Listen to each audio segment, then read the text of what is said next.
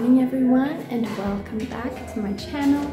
It is Tuesday today. Tomorrow the kids are coming to schools and some of the kids already helped me to put in all the desks in my classroom. They will only put to the side since I still have to paint that wall as well as this one, and on top and at the bottom of that wall. I'm only going to start painting at about 1 o'clock this afternoon. It's only 10 now. We had a meeting this morning and then we had to write in the names of the kids and in which classrooms they are going to be. So we did that this morning. We got our rosters, which we have to print, but there are 3 teachers at the school that have 0 off periods. I'm one of them. So we are going to adapt the roster tomorrow a little bit so that everyone can have equal off periods. And for now I'm going to start with my bulletin boards. Yeah, hopefully I finish in time. So this is the back that I got with me. What I have inside is a scissor, some push pins, fabric of last year. That was on my bulletin boards. I'm going to reuse them. And then my stapler gun. It's so much easier to put them on with this fabric and fabric. Okay, so I'm hoping that will be enough for the bulletin boards. And as you can see, this bulletin board, it's much wider than this one. Okay, let's try that again.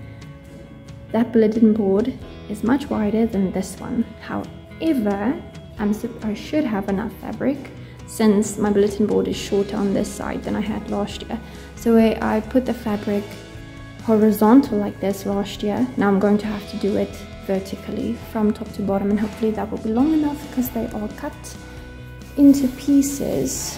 As you can see, some of them are quite long, which were extras last year, so I'm hoping that will be enough. As soon as that is up, it will already look much better. And then for the blue part and the brown part, over there I'm going to put in my color borders that I made last year, so I don't have to remake a lot of things in my classroom, which I'm very happy about. It's going to save me so much time. So the first thing I like to do is put up the material, put in some push pins, make sure it's without creases, and then afterwards I go in with my stapler gun. It makes it just so much easier because to remove these staples takes quite an effort, so I'm going to finish with that. And if there is any excess fabric, I'm going to cut it to just make a smooth ending. And then I always like to turn over the fabric before I put in the push pin so that it doesn't look as messy as this.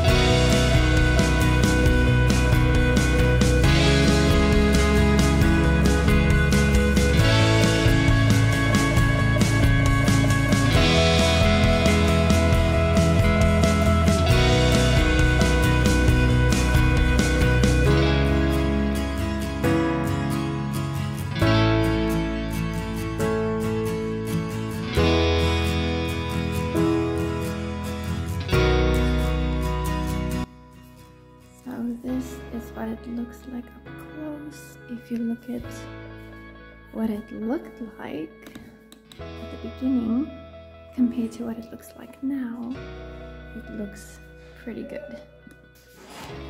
And I had to move my desks because some of the teachers wanted to get a few posters that were in that cabinet. So yeah, it's going to look really pretty when everything is done.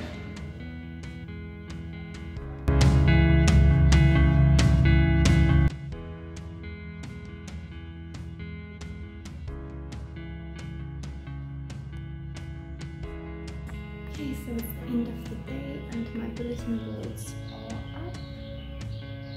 It's 20 to 2, so I won't be able to paint now, and anyway we close the gate at 3, so I'm going to have to paint tomorrow afternoon when the kids leave.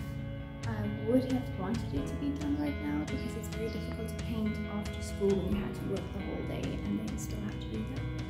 But this is just one layer for one row and a half.